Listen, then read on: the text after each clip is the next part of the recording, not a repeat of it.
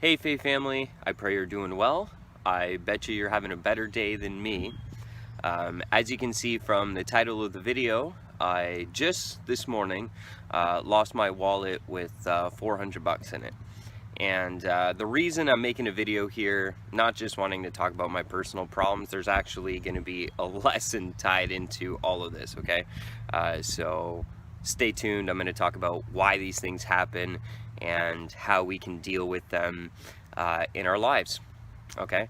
But basically, this morning I woke up, and actually the story is last night I ended up selling a personal item of mine.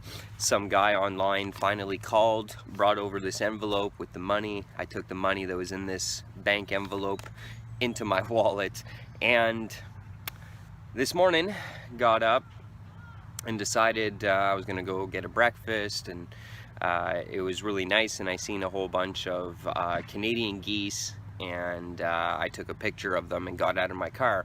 And I'm thinking it's at this point that the wallet fell out of my car. It was near the bike path over there, so there was a lot of pedestrians, and by the time I realized, because that's the only spot that I got out of the car, I went back and I couldn't find it. So I'm thinking when I got out and I checked my car inside and out, and there's nowhere else. So I lost my IDs, I lost a significant amount of money, and yeah.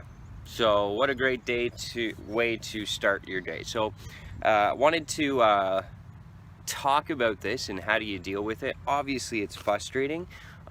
First of all, why do these things even occur from a biblical perspective? Well, it's because we're fallen.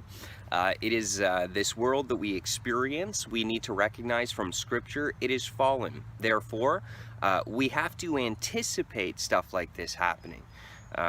You know, after Adam and Eve sinned against God and the fall happened, we now had a world where, for example, a rose has a thorn, and we have experiences where you stub your toe in the morning, or you lose your keys right before that super important interview that you got to get to, and you can't show up on time because you couldn't find your keys. I mean, right? How many times in our lives do we go through stuff like that? It's like all the time.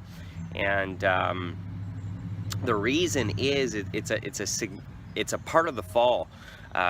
This experience is not going to be the same in heaven. We're not going to be in heaven stubbing our toes and losing our keys and all these things. They're a consequence of the fall and the reality of the world that we live in, that is a fallen world. So one of the things that I do when I stub my toe or lose this is I reflect on the fact that it's because of sin that I'm experiencing this, and I grieve over my own personal sin.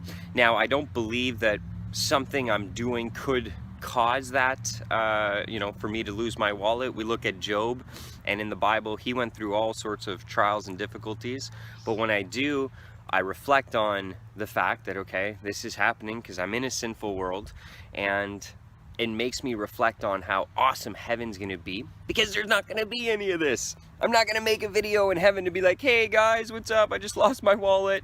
Now today I gotta go get a whole bunch of ID, and that honestly, that's the more annoying part. The money, whatever, it's to have to get all my driver's license and all the identification cards and everything that was in my wallet. That's more frustrating, you know? That's what this is. It's a frustrating experience, and we all go through them. We all will go through them regardless, and